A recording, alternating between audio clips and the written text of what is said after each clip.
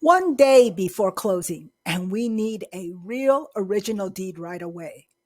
You would think we should have been done with all this drama by now, right? No, it's all the way to the bitter end for us and this seller. Here is part five, and this segment is all about who can sign another original deed.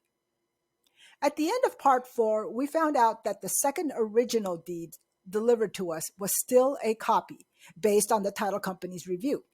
We need the seller to find the original deed or to sign a new one.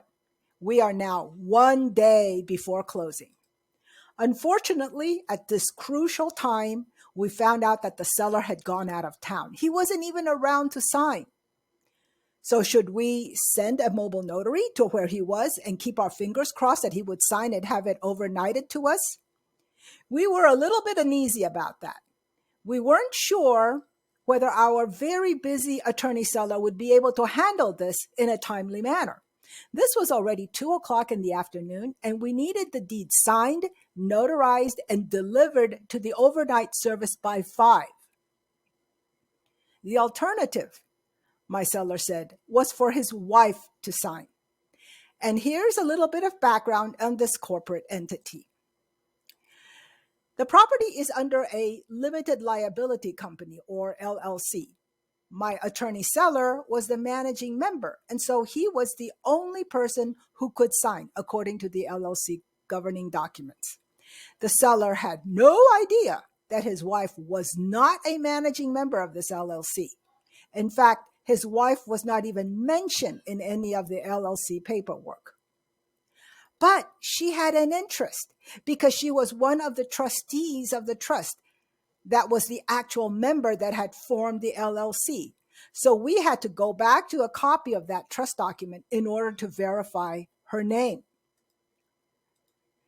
The LLC document stated that in the event the managing member was not available to sign or make decisions, the member trust could make a determination and step in to complete the responsibilities of the managing member.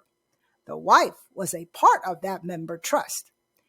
So this was an unusual alternative proposed, and the title company had to approve this. So after checking with their legal counsel, the title company allowed his wife to sign, provided the seller sent an email giving authorization for his wife to sign this new deed and for us to accept her signature. My seller sent the authorization email, but he felt obligated to include a sentence that he felt it was very sexist of us to demand that authorization. Mr. Attorney Seller, we were not discriminating against the signer because she is a woman. We asked for the authorization because nowhere in the LLC documents is her name stated as an authorized signer. It was really too bad that he made such a remark without even reviewing his corporate documents carefully. The seller met the notary and the real estate agent. The deed was signed, and the real estate agent overnighted it to us for an early AM delivery on the day of closing. It was supposed to go directly to the title company. What is the important takeaway here? It is important that corporate documents are given to the escrow holder for review at the opening of escrow. We need to make sure we know exactly who can sign and act for the entity. A delay means that we are working without a full stack of cards. Different types of entities have different types of corporate documents that show how they operate. Corporation, for instance, has their bylaws. Limited liability companies have their operating agreement. Partnerships have their partnership agreement. And this also includes trusts and their trust agreements. We were grateful that in this case, we had all the corporate and trust documents submitted to the title company for review early in the transaction. We were also grateful that they went out on a limb for us and the seller.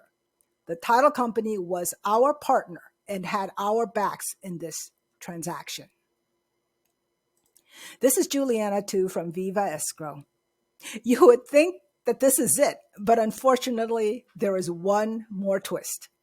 The final part of this dramatic series is coming up. When you put your trust in the overnight service.